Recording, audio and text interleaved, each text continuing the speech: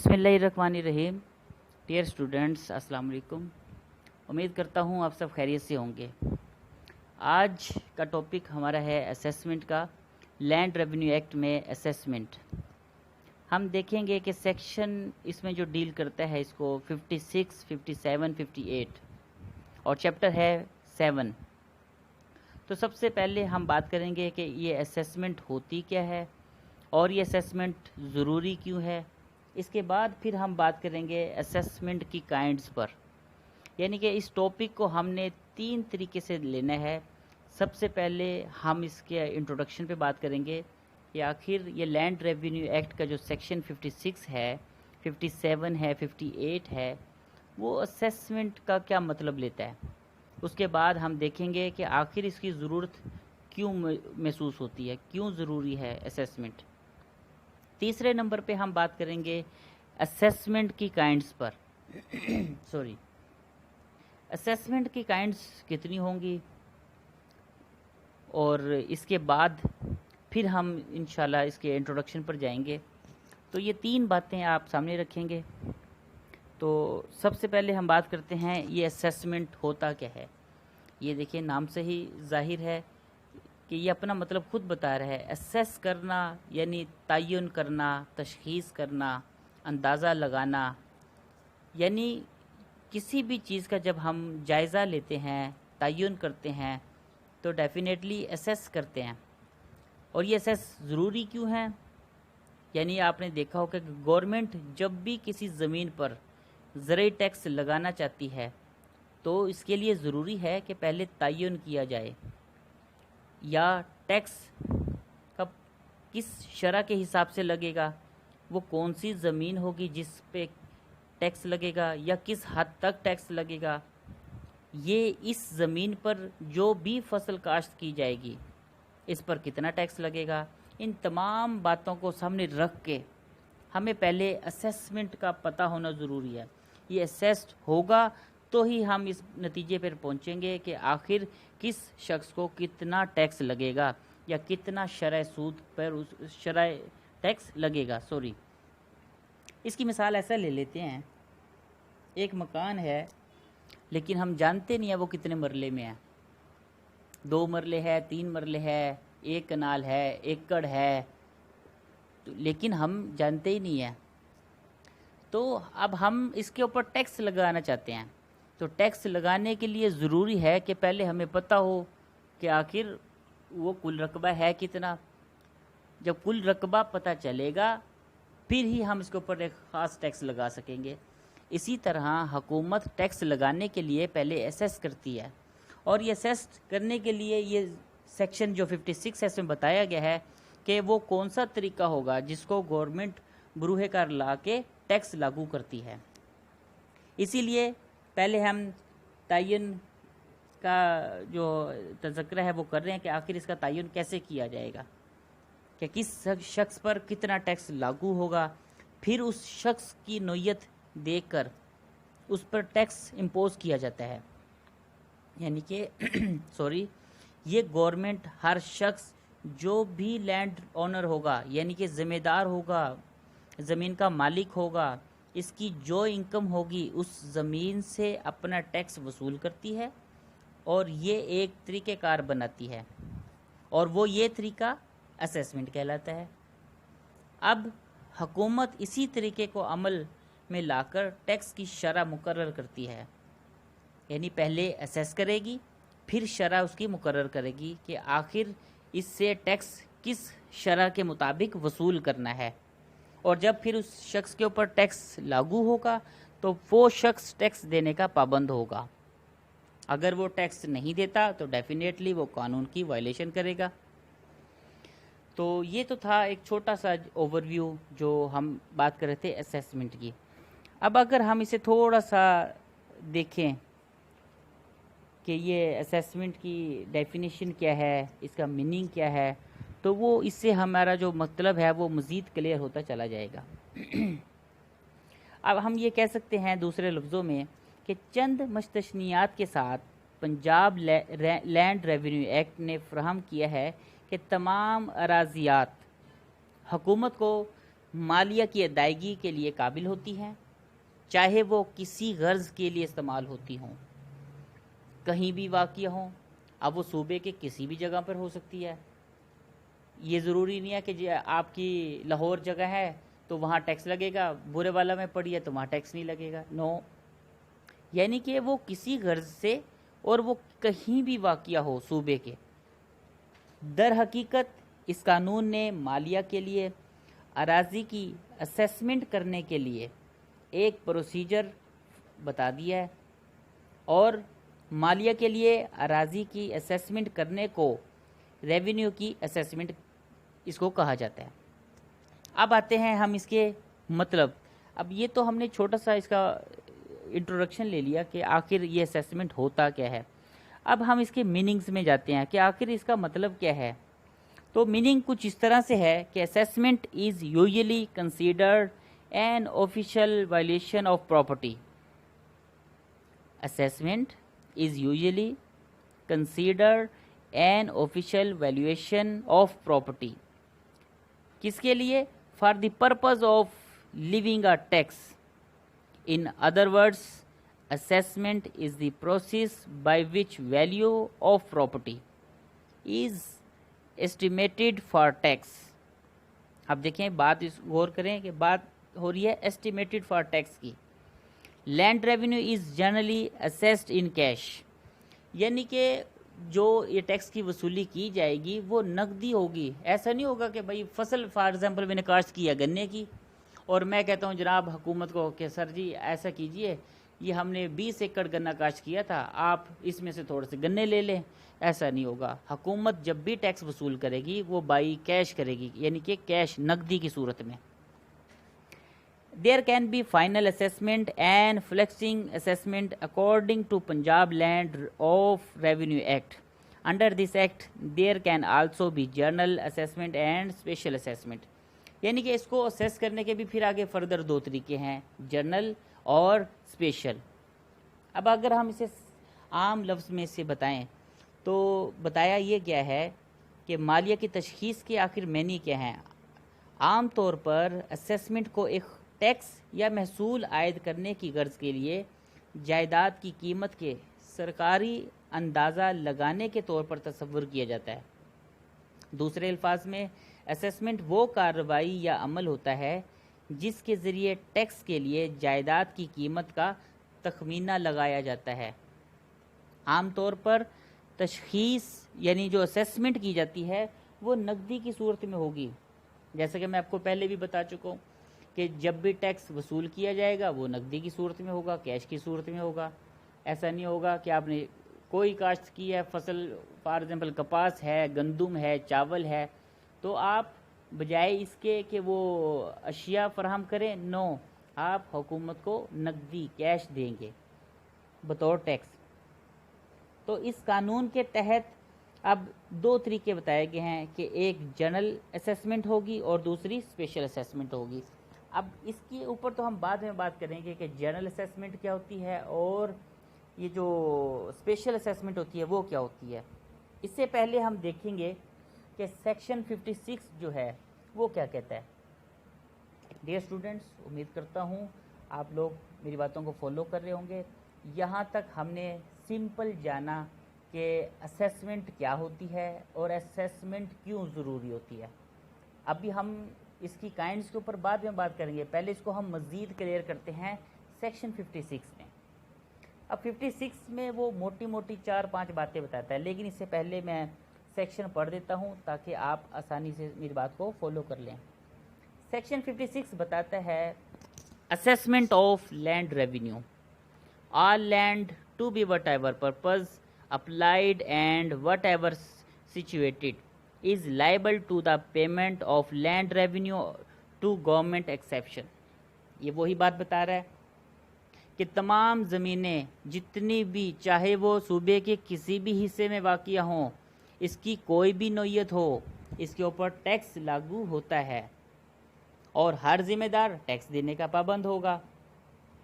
अच्छा, इसमें अब ए में बताता है, क्लास ए में वो कहता है such land as has been wholly exempted from that liability by special contract with government or by the provision of any law for the time being in force. अब इस सेक्शन में वो मोटी मोटी 4-5 बातें बताता है, वो मैं आपसे शेयर कर लेता हूँ। नंबर 1 पे वो ये कहता है कि जिनको हुकूमत के अपने किसी हुक्म के तहत जिसको टैक्स एग्जेम्प्ट कर दिया हो या इस पर ज़राई टैक्स नहीं होगा, इससे इस्तिस्ना हासिल होगा। यानी कि वो कौन सी ज़मीन होगी जिसको टैक्स से इस्तिस्ना हासिल होगा? डेफिनेटली जो जिसे हुकूमत खुद डिक्लेयर कर दे कि ये टैक्स देने से इस्तिस्ना इसको हासिल है, या दूसरे लफ्ज़ों में आप कह सकते हैं कि वो नोटिफिकेशन के ज़रिए बोल दे या अपने हुक्म के तहत बोल दे या बोर्ड ऑफ रेवेन्यू इसी इलाके को इस्तिस्ना दे दे। मिसाल के तौर पे गांव में अचानक से सैलाब आ जाता है, फ्लड आ जाता है या कोई ऐसी आफत आ जाती है, तो इसमें क्या है, हुकूमत एक आर्जी रिलीफ दे देती है। या अगर आप इसको करंट सिचुएशन देखें, जैसे अब आजकल कोरोना वायरस फैला हुआ है, उसकी वबा पाकिस्तान बल्कि दुनिया भर में फैली हुई है, तो आपने देखा होगा कि हुकूमत क्या कर रही है, जितना हो सकता है वो टैक्स को कम से कम और माफ़ भी करती जा रही है।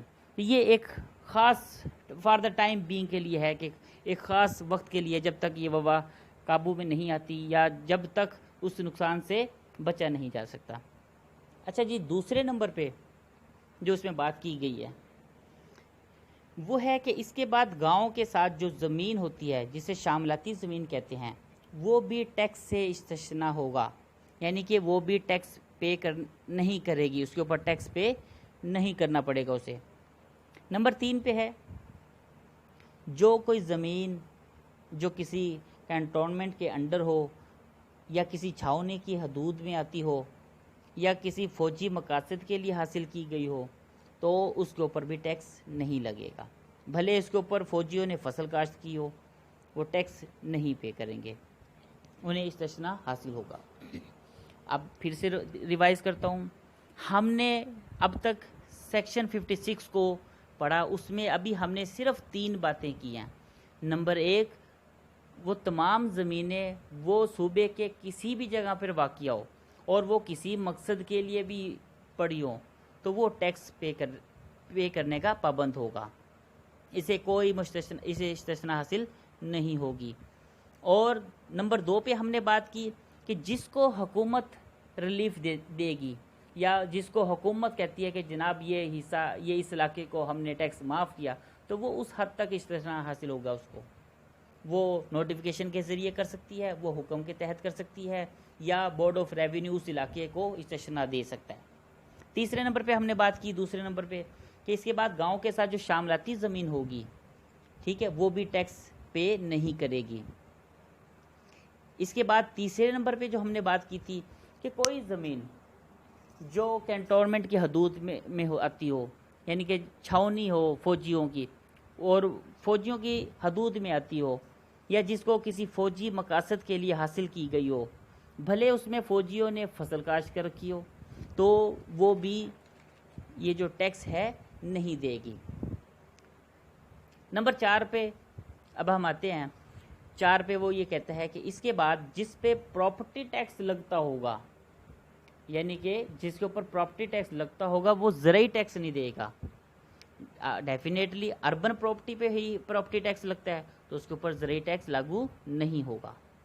अच्छा, नंबर 5 पे ये कहता है, नंबर 5 पे ये कहता है कि ऐसी ज़मीन जो बंजर हो, भले वो बंजर जदीद हो या बंजर कदीम हो, दूसरे लफ्ज़ों में हम कह सकते हैं जो काश्त के लायक ही ना हो, तो उसके ऊपर भी टैक्स नहीं लगेगा। हाँ, एक सूरत है कि इसके ऊपर टैक्स लग सकता है। आपने देखा होगा कि साल में 2 दफ़ा ही फसल काश्त की जाती है, फसल हरीफ और फसल रबी, लेकिन आपने क्या किया हो कि उसके ऊपर कल्टीवेट करके 6 माह का अरसा गुजर चुका हो। टाइम पीरियड क्या है इसकी उम्र? 6 माह का। अगर 6 माह का अरसा गुजर जाता है तो उसके ऊपर टैक्स लागू हो जाता है, अदरवाइज टैक्स लागू नहीं होगा। उसके बाद ये सेक्शन 56 के सब सेक्शन 2 में वो क्या कहते हैं कि ज़मीन की इनकम जो होगी इसकी वसूली कैसे की जाएगी, वो मैं आपको बता चुका हूँ। कि ज़मीन की जो भी इनकम होगी इसकी वसूली जो टैक्स की मद में की जाएगी वो कैश की सूरत में होगी, नकदी की सूरत में होगी, इंस्टॉलमेंट की सूरत में नहीं होगी। सॉरी, इंस्टॉलमेंट नहीं, आप ऐसा नहीं कर सकते कि जैसे कोई भी आपने चीज़ काश्त की है, गंदम है, चावल है, गन्ना है, तो आपको ऐसा नहीं है कि भाई इसकी जो टैक्स की जो वसूली है वो आप कहें जी गन्ना उठा के ले जाएं, या जी आप 20 एकड़ गंदम है जी आप इसमें से 10 एकड़ ले जाएं। नहीं, आपको कैश ही पे करना पड़ेगा। हाँ, अब ये हुकूमत के ऊपर है कि वो जो टैक्स वसूल करेगी नकदी की सूरत में, अगर वो चाहे तो वो आपको रिलीफ दे सकती है इंस्टॉलमेंट की सूरत में। वो भी हुकूमत के ऊपर इस्तेशना है कि अगर वो चाहती है या वो अगर ज़रूरी समझती है कि अक्सर आपने देखा होगा कि फसल काश्त की हुई है, अचानक सैलाब आ जाता है, ये जैसे अब टिड्डी दल का हमला है, उससे फसल सारी के सारी तबाह हो जाती है। ठीक है, तो इस पर भी हुकूमत अगर रिलीफ देना चाहे तो इस सूरत में आप टैक्स से इस्तेशना हासिल कर लेते हैं। अब उसके बाद 56A में क्या कहते हैं जी सॉरी, इसमें बस सिर्फ यही बताया गया है कि वो कौन सी ज़राई ज़मीन होगी जिस पे टैक्स लागू नहीं होता। पहले तो हमने बात की कि कौन कौन सी ज़मीन या कौन कौन सी अराज़ियात ऐसी हैं जिनके ऊपर टैक्स के लिए इस्तेशना हासिल है, वो हम आपसे शेयर कर चुके। अब 56 में बता रहा है कि वो कौन सी ऐसी ज़मीन होगी जिसके ऊपर ज़राई टैक्स नहीं लगेगा। तो ये 1982 और 83 में एक कानून पास हुआ था जिसमें नहरी ज़मीन के लिए 2.5 एकड़ से ज़्यादा ना हो। कोई ज़मीन अगर एक कोई मालिक है उसकी मिल्कियत में 2.5 एकड़ से ज़्यादा ज़मीन नहीं है और वो नहरी ज़मीन है तो भी उसके ऊपर टैक्स नहीं लगेगा। उसके बाद अगर कोई ज़मीन है बारानी है जिसके ऊपर बारिश का पानी जिसे सैराब होता हो और वो 5 एकड़ से ज़्यादा ना हो, नहरी ज़मीन 2.5 एकड़ से और जो बारानी ज़मीन है वो 5 एकड़ से ज़्यादा ना हो, तो उसके ऊपर भी टैक्स नहीं लगेगा। अब सेक्शन 57 में अगर आएँ तो उसमें सिंपल ज़राई टैक्स के तरीक़ेकार की बेस बताई गई है कि आखिर किस तरह इसको कैटेगराइज किया जाता है कि आया हर ज़मीन का एक ही टैक्स होगा या ज़मीन की नोयत को सामने रखकर टैक्स मुकर्रर किया जाता है। तो सेक्शन 57 में सिंपल ये बताया गया है कि इसमें हमेशा ज़मीन को अलग-अलग कर लिया जाता है। मिसाल के तौर पे नहरी है तो उसको अलग कर लिया जाता है, बारानी है तो उसको अलग कर लिया जाता है, अच्छी ज़मीन है तो उसको अलग कर लिया जाता है, बंजर है तो उसको अलग कर लिया जाता है, सीम व थोर वाली ज़मीन है तो उसको अलग कैटेगरी में रखा जाता है। और इस तरह हर कैटेगरी को एक मुकर्रर टैक्स उसके ऊपर नाफिज कर दिया जाता है। और इसी तरह जब नाफिज कर दिया जाता है तो फिर ज़िम्मेदार जो मालिक होगा वो टैक्स पे करने का पाबंद होता है। उसके बाद सेक्शन 58 है, उसमें सिंपल बताया गया है कि लिमिट क्या होगी। लिमिट जो भी फिक्स कर दी जाएगी या इसमें बोर्ड ऑफ रेवेन्यू रेट मुकर्रर करती है। ऐसा नहीं होगा कि भी आपने 20 एकड़ चावल काश्त किए हैं और 20 एकड़ में आपने अचानक फ्लड आया या कोई भी हमला हुआ और आपकी फसल तबाह होगी। आप कहते हैं जनाब अब मार्केट वैल्यू के मुताबिक हमारे पास तो इतनी बचत आई है, आप इसी हिसाब से टैक्स लगा दें, तो ऐसा नहीं होगा। टैक्स हमेशा हुकूमत खुद सेलेक्ट करती है, बोर्ड ऑफ रेवेन्यू रेट खुद मुकर्रर करती है। और ये जो रेट मुकर्रर करती है ऐसा नहीं होता कि वो अभी अपनी मर्ज़ी से लगा देती है। मिसाल के तौर पे आपका 100 रुपया इनकम है तो 100 रुपये का वो 200 नहीं टैक्स लगाएगी, वो 1/4 हिस्सा लगाती है, चौथा हिस्सा लगाती है। तो अब हम एक दफ़ा फिर ओवरव्यू बात करते हैं। सेक्शन 56 में हमने सिर्फ 5 या 6 बातें डिस्कस की, जिसमें पहले हिस्से में बताया गया कि आखिर वो कौन सी ज़मीन होगी जिसके ऊपर टैक्स लगेगा। तो हमने ये जाना कि ज़मीन सूबे के किसी हिस्से पर वाक़िया हो, किसी मकसद के लिए पड़ी हो, भले वो कहीं भी पड़ी हो, उसके ऊपर टैक्स लगेगा। दूसरे नंबर पे हमने बात की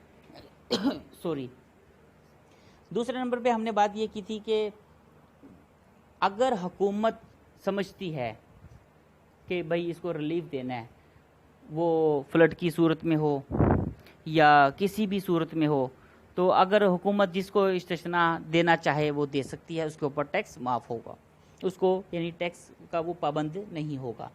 तीसरे नंबर पे हमने फिर बात की कि कोई ज़मीन जो कैंटोनमेंट के अंडर आती हो, यानी कि छावनी की हदूद में आती हो और किसी फ़ौजी मकासद के लिए हासिल की गई हो और उस पर फ़ौजियों ने कोई फसल भी काश कर रखी हो, तो भी वो टैक्स पे नहीं करेगी। अच्छा, चौथे नंबर पे हमने क्या बात की थी? चौथे नंबर पे हमने यही बात की थी कि जिसके ऊपर प्रॉपर्टी टैक्स लगेगा वो ज़रूरी टैक्स नहीं पे करेगा। और 5 नंबर पे ऐसी ज़मीन जो बंजर हो, यानी कि काश्त के लायक ही ना रही हो, तो उसके ऊपर भी टैक्स नहीं लगेगा। हाँ, इसमें बंजर में 2 चीज़ें हैं मज़ीद फर्दर, एक बंजर जदीद है और बंजर कदीम है, यानी कि साल में 2 दफ़ा ही काश होती है फसलें खरीफ और रबी। तो अगर 6 माह का अरसा गुजर चुका हो उसे बंजर कदीम में, तो फिर उसके ऊपर टैक्स लागू हो जाता है। उसके बाद सिंपल फिर हमने देखा कि आखिर तयन भी हो गया, असेसमेंट भी होगी और टैक्स भी लागू हो गया, और आखिर फिर ये हुकूमत टैक्स वसूल कैसे करेगी? तो डेफिनेटली ये नकदी की सूरत में ही वसूल करती है।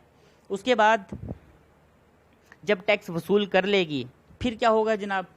फिर उसमें बताया गया है कि आखिर वो कौन सी ज़मीनें होंगी जिसके ऊपर टैक्स लगेगा ही नहीं। पहले तो वो ज़मीनें थी ना जिस पे हुकूमत ने रिलीफ दिया था, अब कानून जिसको रिलीफ देता है वो कौन सी है?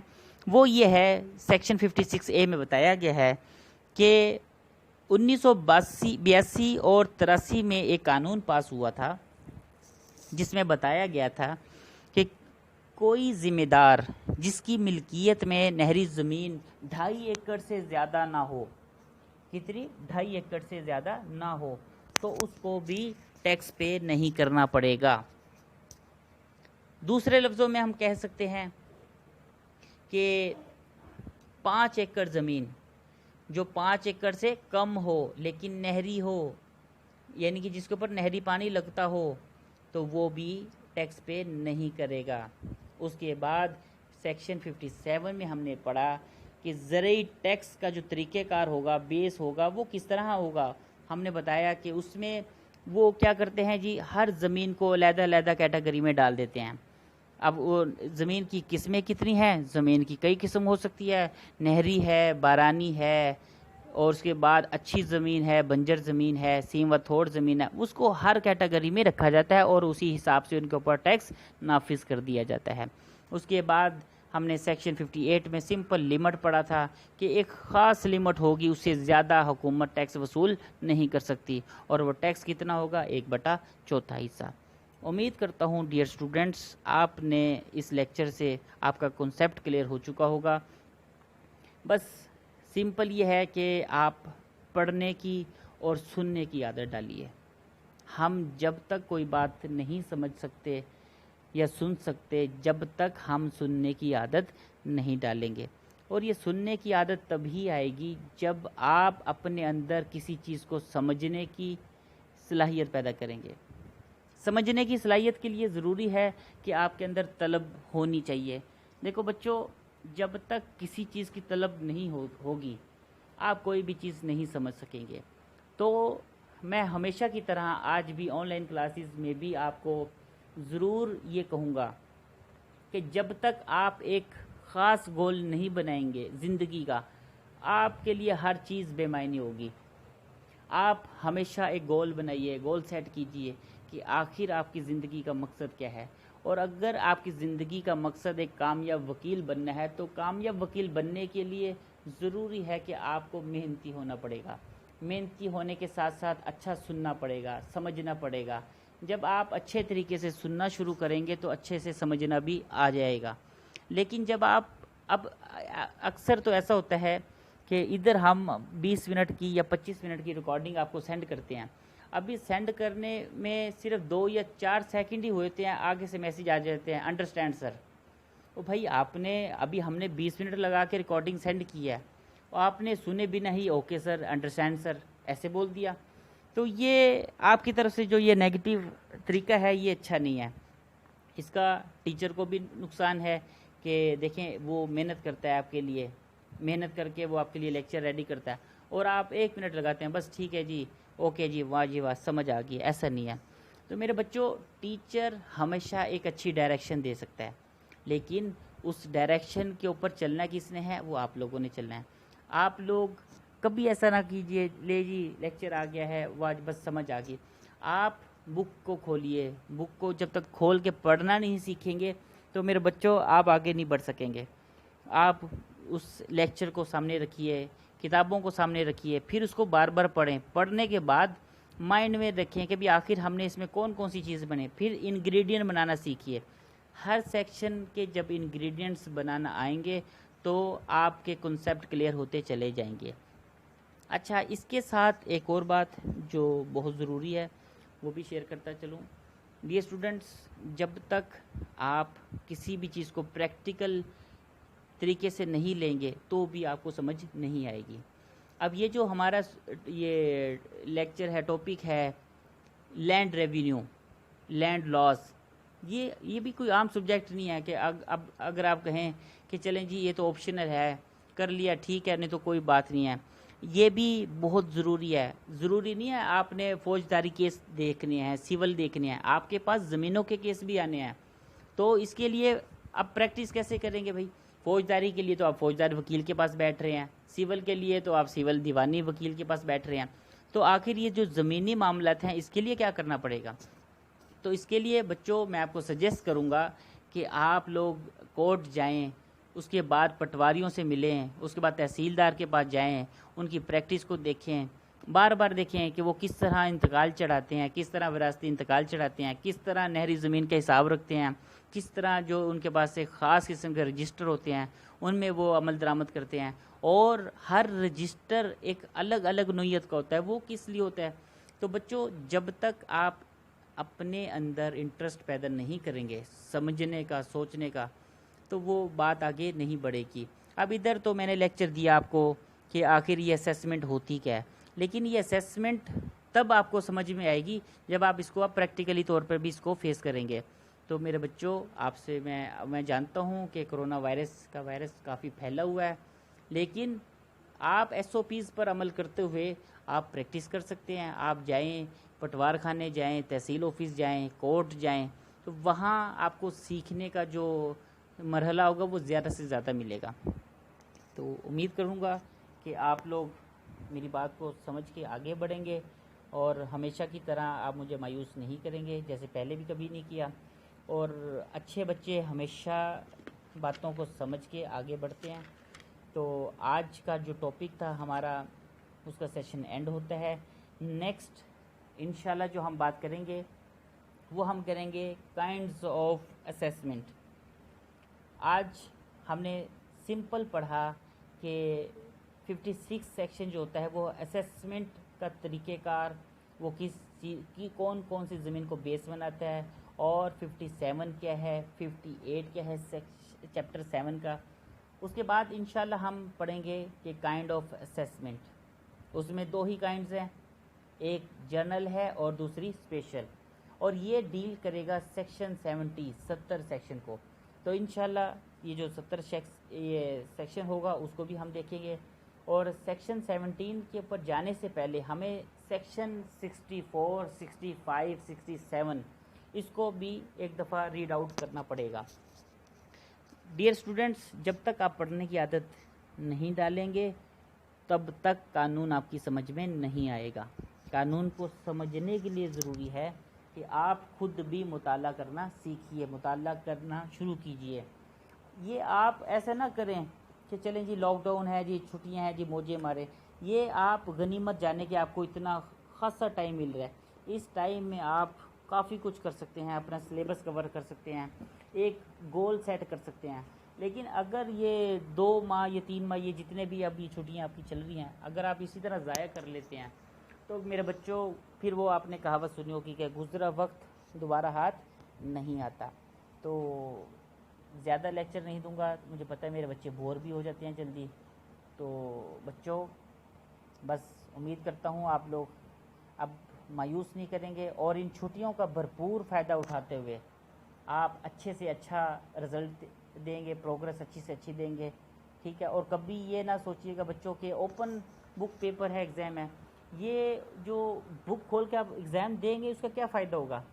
फिर तो हमारे पढ़ाने का भी कोई फ़ायदा नहीं होगा। ठीक है, एक आपके पास ये अपॉर्चुनिटी है, वो अवेल कर लें। लेकिन बच्चों आप कोशिश तो करें कि एक क्वेश्चन है, अगर वो आपको समझ में ही नहीं आया है और आप फिर भी देख के लिखेंगे तो फिर आपके लिए अफसोस होगा। तो उम्मीद करता हूँ आप इंशाल्लाह अच्छी प्रोग्रेस देंगे। अल्लाह हाफिज़। नेक्स्ट इंशाल्लाह हम बात करेंगे जर्नल और स्पेशल असेसमेंट पे। अल्लाह हाफिज़।